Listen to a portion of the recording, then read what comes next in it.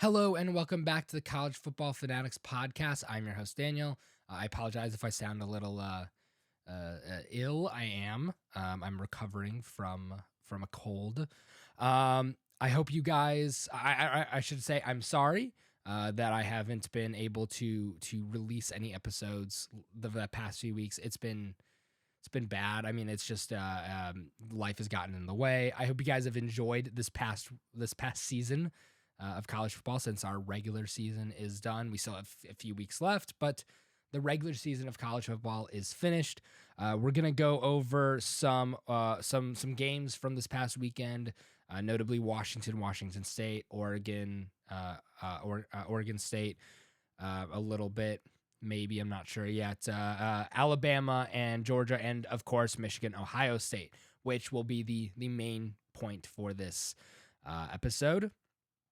There is going to be a big announcement at the end of the episode, so stick around to find out what that is. You guys should stick around because it'll be pretty interesting. So I'll talk to you guys again after the after the intro. We'll start with Washington versus Washington State.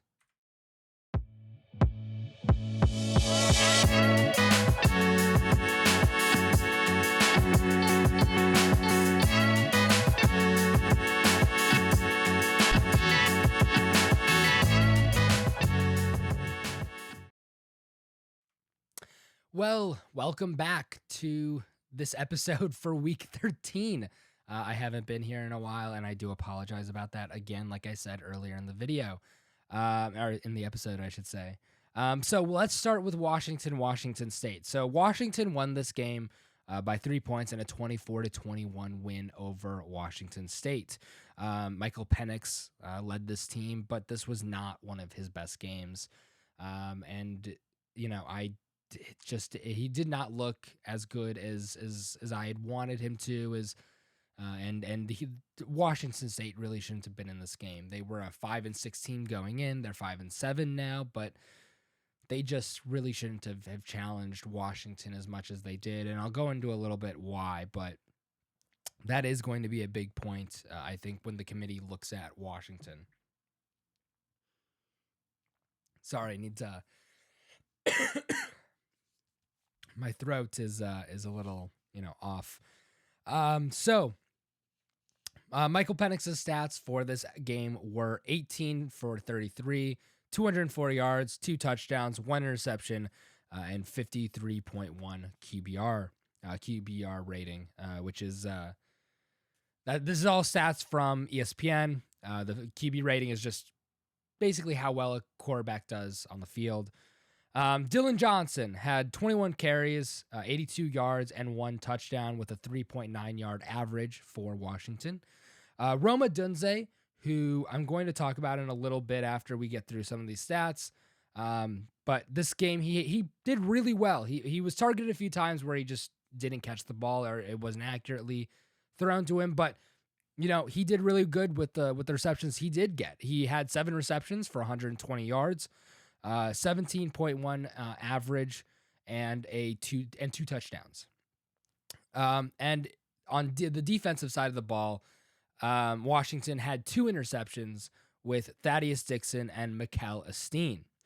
On Washington State's side, Cameron Ward played a far better game than Michael Penix. He had 32 completions for 48 attempts, 317 yards, 3 touchdowns, 2 interceptions, and a 62.2 QBR. Josh Kelly is the leading receiver for Washington State in this game, and he had 8 receptions, 106 yards, and 1 touchdown. And then team rushing stats were 27 carries for 64 yards and no touchdowns. They did not do well running the ball this week. Washington State, I mean. They couldn't get anything going on the ground.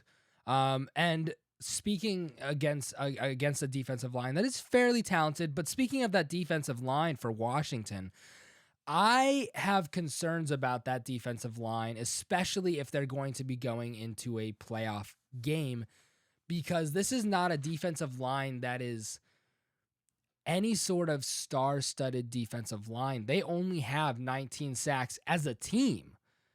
going into the conference championship game. I mean, this is a defensive line that is not by any means one of the best in the country. I mean, Michigan's defensive line is a great defensive line, and it has 28 sacks this year.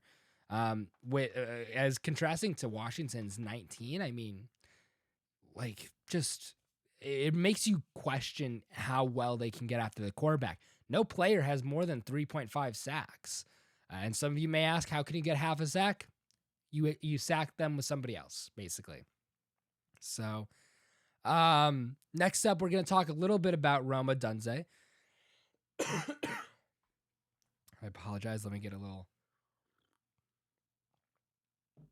water for the throat.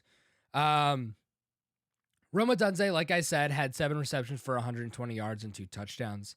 On the season so far, he is one of the best receivers in college football, but he's particularly a big deep threat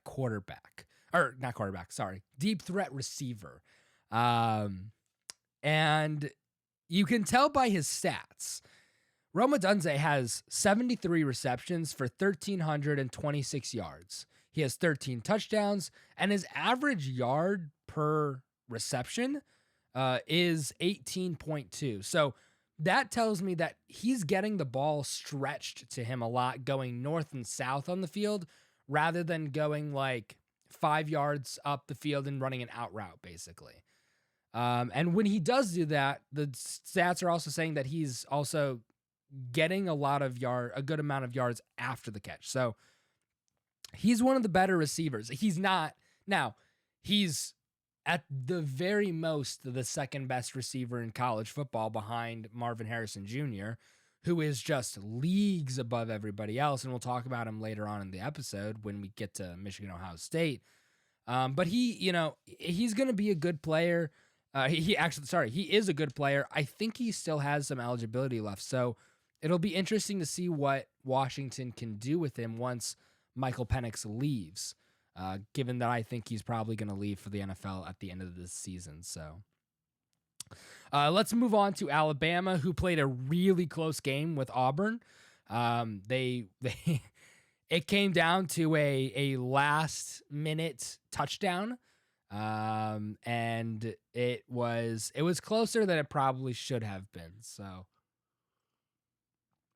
that's a bit of a bad thing for Alabama if they want to talk about playoffs.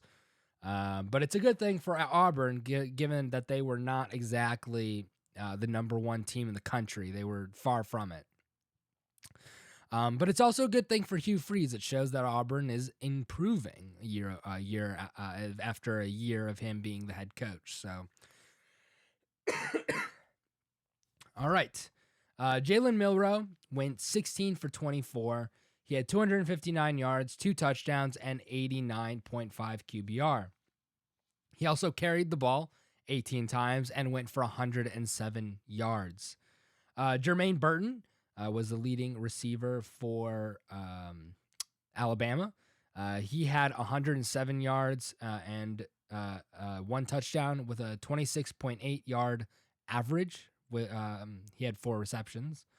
And then Terrion Arnold, who was their best defensive player this week, had 2 interceptions, 3 total tackles, and 2 solo tackles. So apart from those 2 interceptions, it was a pretty standard defensive game for him, but those 2 interceptions definitely played a big role. Now, Peyton Thorne, he transferred to Auburn from Ohio State at the beginning of this season, went 5 for 16 for 91 yards and 1 touchdown with 2 interceptions. Obviously, those 2 going to Terrion Arnold. Jarquez Hunter had 14 carries for 93 yards. That's a 6.6 yard average.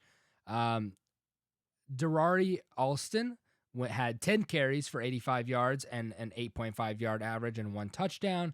And then the entire team itself had 42 carries for 244 yards for 5.8 yards per carry and 2 touchdowns. And I don't talk about the receivers because there wasn't anybody that really had anything of note. to contribute to that game. I mean, it really wasn't a good game for their passing attack. And that's what it's kind of been most of the season. Most of the season, it's been a lack of a passing attack and a ground and pound type of game. But you know, I saw this Auburn team put some pressure on Milroe, and it was and I'm gonna talk about the last play that Milroe had for that game, and just his absolute genius. I shouldn't say genius, just the absolute luck he had on that play where, you know, Auburn drops their entire defense. Milroe's somewhere around like the 30-yard line, 35, something like that, maybe a little closer, and he throws it and in the end zone, and the receiver catches it, and man, it looked great. That's all I can say. It was a great throw. It was a great catch. I don't think Milroe is Alabama's most talented quarterback in the past few years by far, but he definitely proved why he was at Alabama in that final throw of the game. I didn't have much hope for Alabama at that point. I thought they were done. I really did. I was like, Alabama's out, but I'll keep watching for the end of the game instead in case something insane happens, and something insane did happen. So I'm glad I did keep on watching that. So Georgia and Georgia Tech had a game. Georgia Tech should not have been in this game by any stretch of the imagination. Georgia was a far more talented team than Georgia Tech, far more physical, but Georgia really gave up yards to Georgia Tech. I mean, it was not a good thing, and I'm not going to talk too much about it because I don't really feel like it, and I want to get to Ohio State and Michigan. That's the game I'm going to talk about the most, and then I'll talk about the polls. But I mean, it was a game that Georgia had more explosive plays that let them win, but Georgia Tech did nickel and dime it a little bit, getting 5 yards here, 10 yards there every so often. But you know, they also had a few big plays that they really relied on too. But I mean, it was a fairly close game. I mean, when you're talking about a 31-23 win, that's a touchdown and a 2-point conversion to tie it up. So, you know, Georgia should have been far more in control of this game than they were. I think this game proves a little of what I said earlier in the season, that this is not as talented a Georgia team as we have had in past years. Not that it's a bad Georgia team, just not as talented.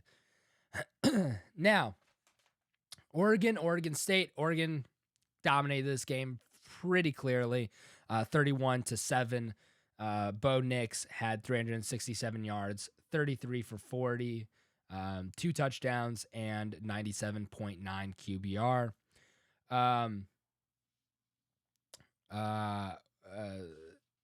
Tez Johnson had 11 receptions for 137 yards, 12.5 yard average. Troy Franklin had 9 receptions for 128 yards and a 14.2 yard average with 1 touchdown.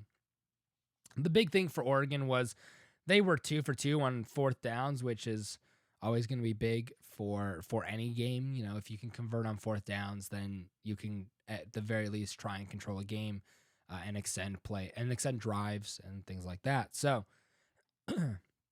for Oregon State, DJ Uiagalelei, who, as you guys know, if you've paid attention to my podcast, I do not believe that DJ Uiagalelei is all that people crack him up to be. I do not think that he is, you know, I think he's a good quarterback, but I don't think he's anything really special. Now, he could go to the NFL and perform really well, and I hope he does, but I don't see that in his college career. I didn't see it when he was, you know, at any of the places that he's been. I think he was, God, I can't. Oh, sorry, he was at Clemson. My bad. I didn't see it when he was at Clemson. I don't see it at Oregon State. So, you know, It's how things roll. The team rushed. The team rushed for 53 yards, so that also did not help against Oregon. So that's it for those games. That's all I really want to talk about with those. Now on to the biggest game of the year, the biggest game of the week, and probably going to be the biggest game of the season, with the exception of maybe the conference, or with maybe the college football championship game. Michigan, Ohio State. This was number 2 versus number 1. And they really proved, Michigan really proved themselves. People were saying, Michigan only won the past 2 years because of sign stealing and things like that. And Michigan came out and said, no, we covered the spread, which was 4.5 points. Actually, it was either 4.5 or 4, depending on where you looked. Some places said 4, some places said 5. But they really did prove that they are the best team in the conference. This was a closer game for 2 reasons. One, Ohio State was able to limit the explosive plays that Michigan had. And 2, Ohio State's defense was better than they have been for a while. And I credit that to Ohio State the past 15 years got complacent. After they won for a while, they got complacent. Especially in the last, a few years before Michigan started winning, they were really complacent. They went into Ann Arbor expecting a win. They went into Columbus expecting a win whenever they would play Michigan, whether it was in Ann Arbor or in Columbus. And the past 3 years have proven that Michigan is finally back. And this is going to make the entire Michigan-Ohio State rivalry matter on a national scale again, because if you guys are pushing each other to be better than the other, you're going to recruit better, you're going to play better games, they're going to be closer. And if you can have that kind of struggle for the top team every year, it's going to be a good game.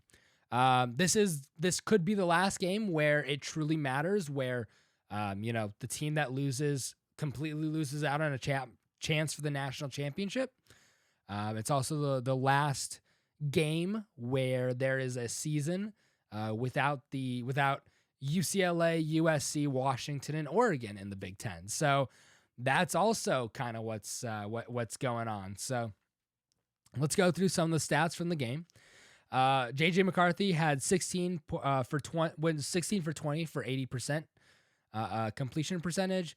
He had 148 yards, 7.4 average, and one throwing touchdown. He had a 94.5 QBR. Blake Corum had 22 carries for 88 yards, 4-yard average, and 2 touchdowns. Edwards had 10 carries for 31 yards with a 3.1 yard average. Lockland showed up in this game and showed up in a big way, because he had 5 receptions for 83 yards, and 88 yards. I cannot read my handwriting right now. 88 yards for 17.6 yard average. Johnson and Moore had an interception. Will Johnson and Rod Moore had an interception each. On Ohio State's side, Kyle McCord went 18 for 33, 271 yards, 2 touchdowns, and 2 interceptions, an 89.4 QBR rating. Henderson had 19 carries for 60 yards, 33.2 yard average, and 1 touchdown. Marvin Harrison Jr. had a really good game, 5 receptions for 118 yards and 1 touchdown with a 23.6 yard average. So a couple of things to note is that Rod Moore, Quentin Johnson, uh, Jalen Harrell, and who is the third player or fourth player? There was another, and there was another player who they were all three stars coming out of high school and being recruited, and the names I'll just stick with the names that are mentioned: Rod Moore, Jalen Harrell, Quentin Johnson. They all had huge games against Ohio State, and they all had big hits, big moments. Will Johnson, obviously, Quentin Johnson broke up a deep pass that McCord threw, and laid a big hit on one of the wide receivers that forced him to drop the ball.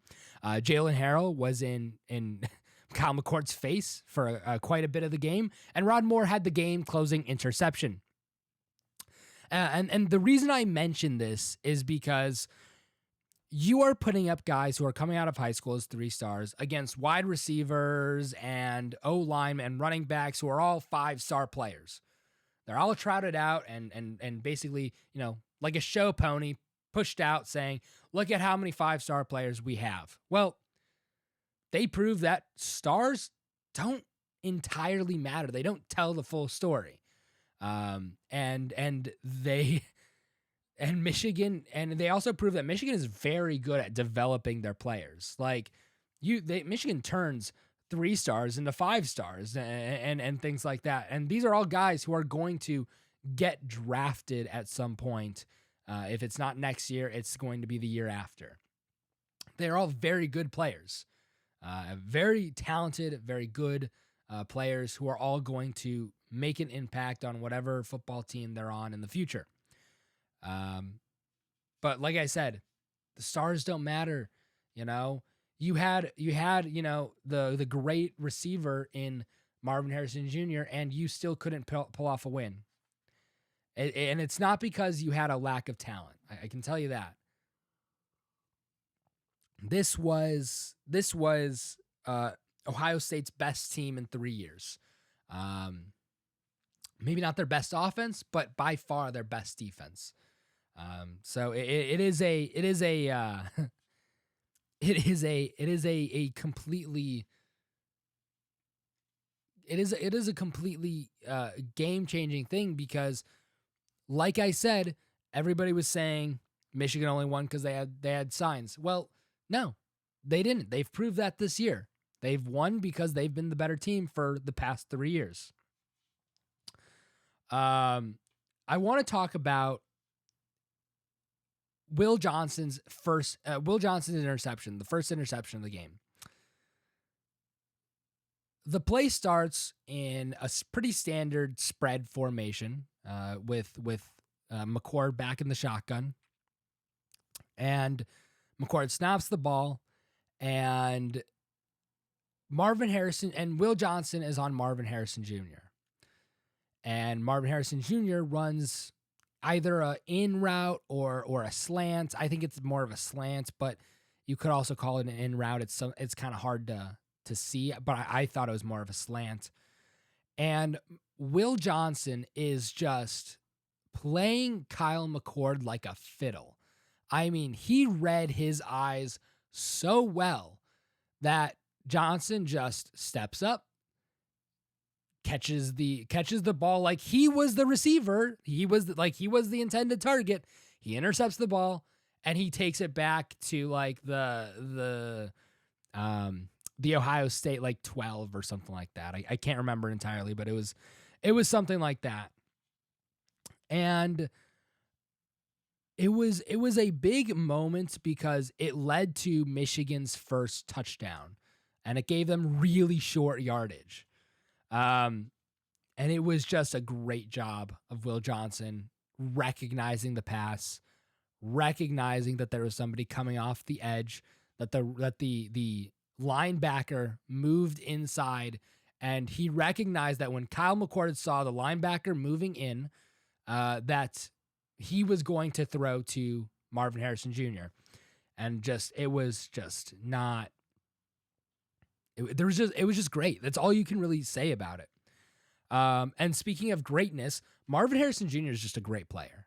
I mean, he just is. As a Michigan fan, I can't deny it. He is a great receiver, and he is probably going to be the number 2 pick in this year's NFL draft. I have very little doubt about it, because of just how good of a player he is.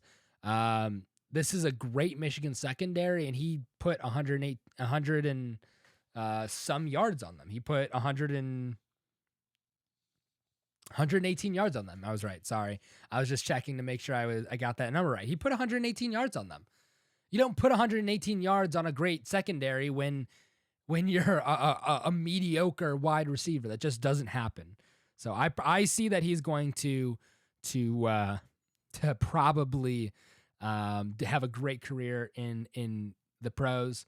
Kyle McCord is Ohio State's quarterback of the future, which if I was a Ohio State fan, I would be questioning Kyle McCord's decision making as well as his accuracy. There were many throws in this game where Kyle McCord would just threw an inaccurate ball. It was just inaccurately thrown. Take away the last play that Kyle McCord throws the ball where he gets hit and throws an interception on an underthrown ball.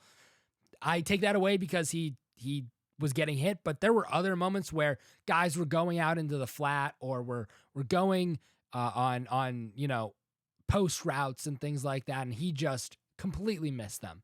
He either threw it behind them or threw it just elsewhere that just wasn't at them. So if I were an Ohio State fan, I would be asking questions about that. People also say like, oh, is Ryan Day's job done because he hasn't won against Michigan in 3 years? And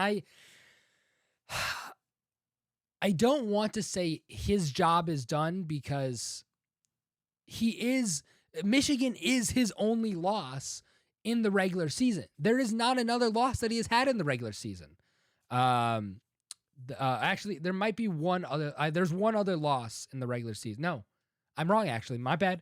He doesn't have another loss besides Michigan in the regular season.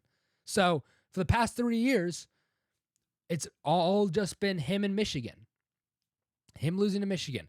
And I get, Ohio State coaches, you're judged by how well you do against Michigan, but you can't be like, this guy doesn't deserve to have his job because he's, however many wins and 3 losses in the past, 3 regular seasons. Like, it can't be how it works. Another thing, 4th downs were absolutely crucial in this game. Michigan got to extend drives because they were 100% on their 4th down conversions. They went 3 for 3 on 4th downs.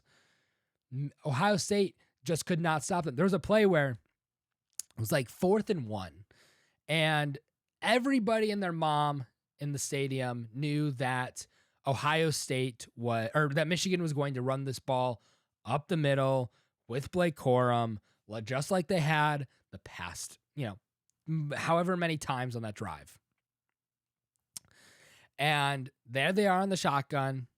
They have, everybody else on the line, and they snap the ball and they give it to Corum. But oh wait, McCarthy pulls it back.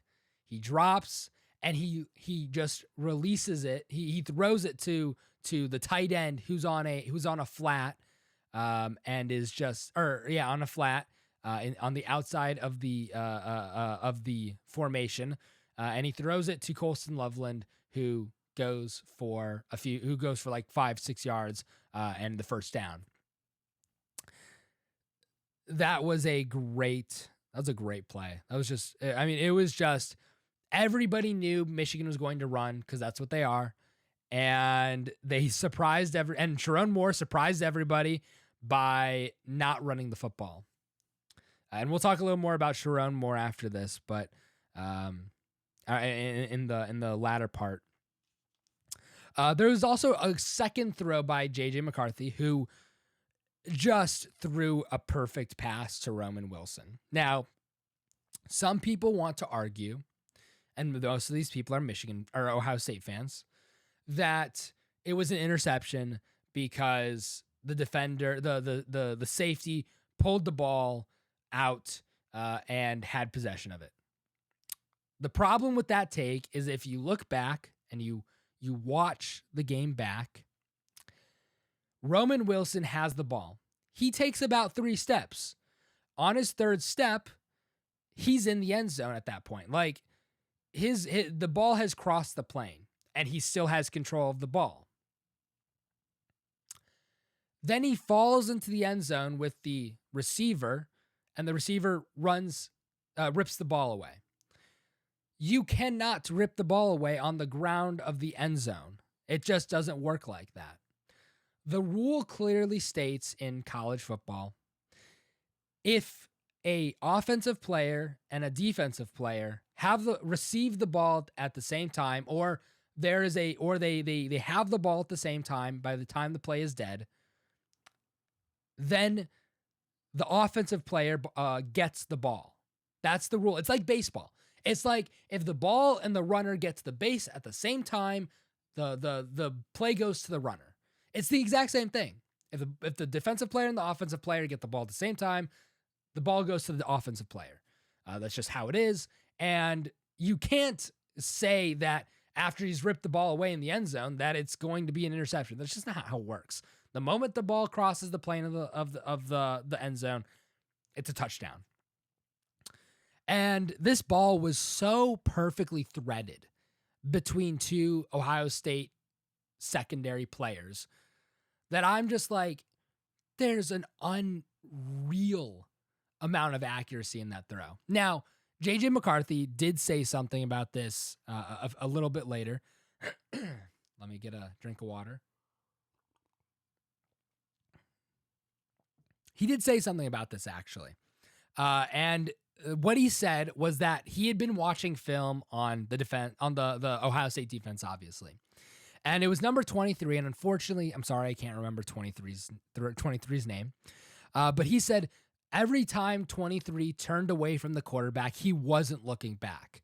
So McCarthy decided, okay, then I'm going to ring his ear with the ball. Like, it was that close where I was like, you can probably hear the ball whizzing by your face as it goes past you. I mean, that's how close it was. It was maybe the most perfectly thrown ball I have seen all year. And that includes Milroe's touchdown throw. Like, that includes that touchdown throw. It was just so perfectly placed. And it was unbelievable. So, all right, let's move on. There was also a play where Cade Stover went on a route that went on a go route through the seam of the defense. A seam route, my bad. He went on a seam route and he went in between into the seams of the defense, and he received the ball for like a 20-yard gain. And the guy who was covering him was Rolder. And I can't remember his first name, but he just beat the guy. Like, as a tight end, it's hard to find a tight end that's a great receiver. And Cade Stover is a great receiving tight end. He just beat the linebacker. Like, he just beat it so bad. The linebacker was like 3 steps behind him, and by the time he caught the ball, it was just taking a few steps before Rover was able to catch up to him. The missed field goal at half for Ohio State, I think, played a huge role in the outcome of this game. They were not able to go to the halftime with. They were not able to go to half with any sort of momentum. They had just missed a field goal, so that was a big issue for Ohio State. And Michigan has not gone into a halftime this season being down at all. So that is another stat that kind of amazed me, was that Michigan did not trail at any point at halftime during this season, which is always pretty amazing. I also wanted to address that Michigan was playing with a slight handicap. they did not have their head coach. And in my opinion, the head coach, especially one as good as Harbaugh, at least accounts for a touchdown, at least one. And I think it could. I could even argue that it could be account for up 2 touchdowns, just with play call and things like that. But I am so happy with Sharon Moore. He should win the Broyles Award for the best assistant coach, and he coached his butt off for 4 games this season. He coached 4 games as the head coach, and it was quite an amazing run for him. If Harbaugh does go to the NFL, I have no doubt that Sharon Moore is the next head coach for Michigan. None at all. He already has a winning record against Ohio State, so that's not a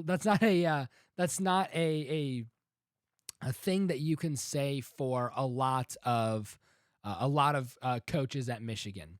So, and then the last thing I also want to mention is I was at this game, and when Zach Zinter got hurt, I think it was the 4th quarter. It might have been the 3rd, but it might have been 3rd or 4th quarter. I can't remember, but Zach Zinter gets hurt, and I've been going to Michigan games since I was 3.5 years old, maybe a little younger, maybe 3 years old. I've been going to games for as long as I can remember. And never have I ever seen the amount of love poured out for a player as I did for Zach Zinter on this Michigan-Ohio State game. And when he got injured, I didn't notice right away. I was paying attention to what was going on with AJ Barner, but as AJ Barner got up, he started freaking out. I mean, like he was like holding his hands on his head and things like that. And I started looking over, and I looked over and I saw a player on the ground. And at first I thought it was Ladarius Henderson, until I was informed correctly that it was Zach Zinter. And I thought, one, I hope this guy is not too badly hurt, but everybody and their mother in the stadium knew that he was hurt pretty bad. And, you know, it could be, it was going to be season ending, and it could even be career ending, which luckily it wasn't. It isn't. Hopefully, at least. But we knew that this guy was the heart of the team, and you know, from the things that I had seen and the things that I had heard about him, he was, you know, what every player on every team wants to be, which is the beating, like I said, the beating heart of the team. And I was like, this could be it. This could be where Michigan falls apart, where Michigan just, all of the fight is brought out of them. And during the break, you heard, there was a chant started going. You heard, "Let's go, Zach." And it was one of the greatest things I've ever seen at a Michigan football game, and at any football game. It was one of the greatest things I'd ever seen. It was the biggest outpouring for love and support that I'd ever seen at a football game. I'd never heard an individual's name be cheered like that ever before. And his mom was there, and his girlfriend, and it was a, you know, an emotional thing for them. But I think hearing the support that their son and their boyfriend and was receiving helped them kind of feel like, okay, you know, these people truly care and things like that. And, you know, Zach eventually gets carted off, and he gives a thumbs up, which I was so glad to see. And on the very next play, Corum breaks for a 20-plus yard touchdown and then flashes a 65, which is Zach Zinter's number. And I knew from that moment on, I knew Michigan's not going to lose this game. They're not going to let themselves lose this game.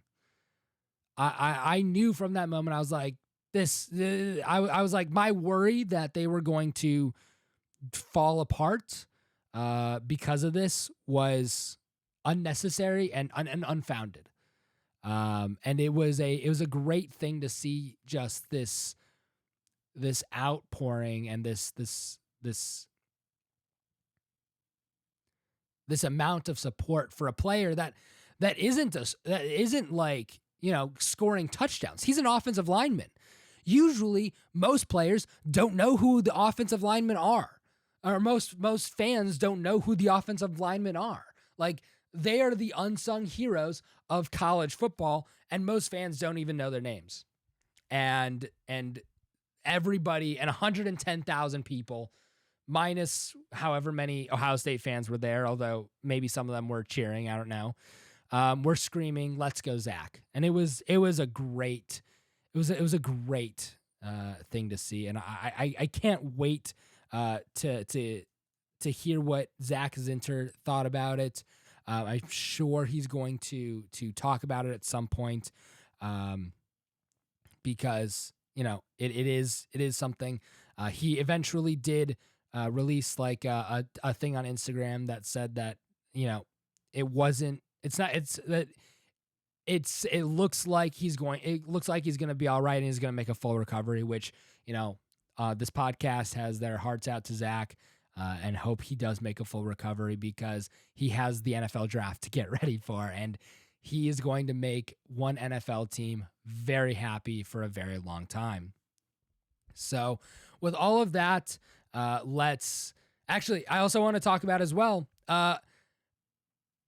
after the game, while we were there, or not after the game, but after the game ended, the fans rushed the field, and I can say with happiness that I was one of those fans that rushed the field. Me and my family all mostly rushed the field, and it was awesome to just stand on that field with everybody else that was so happy to be there. I got to stand on the Michigan M. It was phenomenal. I got to be on TV a little bit because the camera was passing over us. And I was able to wave at the camera, and, maybe if I go back and watch, I can find myself. I'm not sure, but it really was a great feeling at the end of that game. But like I said, I'd never seen anything like the support for Zach Zinter ever before.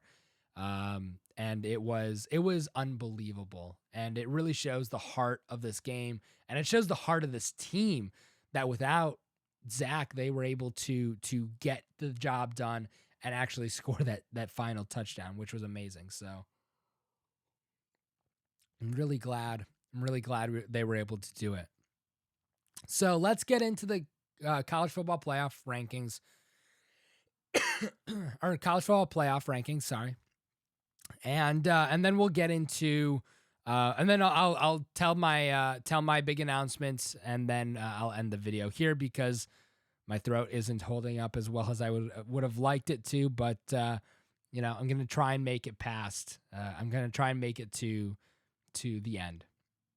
So, the college football playoff rankings came out last night and caused a bunch of controversy.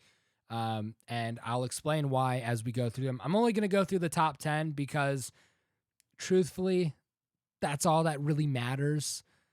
Nothing else, not a whole lot of these rankings outside of the top 10 really matters. So we'll talk about the rest of it later on. But Georgia was actually I'm going to go by 10 but we all know that Georgia was number 1. But at 10 was Penn State. They went up one place from 11 to 10th. Number 9 was Missouri. They stayed at 9. Alabama stayed at number 8. Texas stayed at number 7. Ohio State dropped 4 places after their loss to Michigan, and they went to number 6. Oregon went up 1 place and went to number 5. Florida State also went up 1 place and went to number 4. Washington went to number 3, and Michigan went to number 2. Georgia obviously staying at first. And the biggest reason this is causing controversy is because people are arguing that one, Alabama and Texas are better teams than Ohio State, which I don't entirely believe. Alabama obviously has their loss to Texas. Texas has their loss to Oklahoma. And Ohio State has their loss to Michigan. So of the arguably, 3 teams that could be in that number 6 spot, I think Ohio State is probably best at where they are. But the other point of controversy is that Oregon should be in over Florida State, because Florida State lost Jordan Travis, who got injured. And while I understand what they're saying, that, we want the 4 best teams, this committee has been ranking Florida State in 4 for a while now. So I'm a little surprised that, I'm surprised that people would argue. I shouldn't say I'm not surprised that people would argue Oregon over Florida State. I'm not. But Oregon still has a loss that Florida State doesn't have. I get it. Florida State hasn't played a great schedule. Neither has Michigan. But they still probably deserve to be at that number 4, in my opinion. But I'm not going to say that there is no argument that Oregon should be at number 4. Now, now, if Florida State loses in their game against I think it's Louisville, in the ACC championship, then of course Florida State's going to be out and Oregon's going to be in. But barring anything like that from happening, it's not going to be all that big of a deal. But as I said, so as of right now, the top 4 teams that are going to playoffs are Georgia, Michigan, Washington, and Florida State. Now, everybody wants the number 1 team wants Florida State in because they want to play Florida State, who I don't want to say is the cupcake, but they are the least difficult team to probably play in that point. If you put in Oregon, the game's going to get significantly harder. And I would agree with that. So, like I said earlier, I do still think Florida State should go in, but I can also understand an argument for Oregon. So, with that out of the way, let's get on to the big news that I have, the one big piece of announcement, and that is going to be that my first live stream ever hosted on this podcast, or at least on this channel, is going to be on Saturday. I'm going to be starting the live stream at 9:30, and then I'm going to be ending it right before the games play. And I'm going to go over championship games. I'm going to go over stuff like I have coaching, carousel, all of those things that you can think of. I'll be going over. So I will be there. Be there if you want to watch it. I'd love to have you there. If you don't want to watch it, you can always watch it later on, because it will be uploaded to YouTube as a video. But like I said, it's going to be a live stream at 9:30 on Saturday. It's 9:30 Eastern time, so that's where I am. It's the Eastern time zone, so it'll be 9:30 here. It might be like 8:30 other places, or even earlier. But I hope you guys do come out and watch for it. That is my big announcement. Hopefully by then my cold has cleared up and I can go through an entire episode without my throat feeling like the Sahara Desert. But if not, I'll still be doing it for an hour and a half, which I usually don't make super long episodes. I usually stay around 45 minutes, sometimes even going down to 30. But we will be there, so I will be talking for most of that time. I may take one intermission, maybe 2, to like go to the bathroom and things like that. But it is going to be the first live stream of the College Football Fanatics podcast. So I hope you guys enjoy it. So I hope you guys have enjoyed this video. I was I had a great time going to the Michigan game to watch it, and then I also had some fun watching these games over to talk about them a little more. And I hope you guys really appreciate the work that I go through with this. And I do promise to get better at going through at making more episodes and things like that. So I hope you guys have enjoyed this. Please let me know down in the comments below what you want to see more of, what you want to see less of. Please leave a like as well and subscribe. You can find me on Instagram at CF_fanatics_official. You can also find this podcast on Spotify at College Football Fanatics as well. So it shouldn't be too difficult to find it there.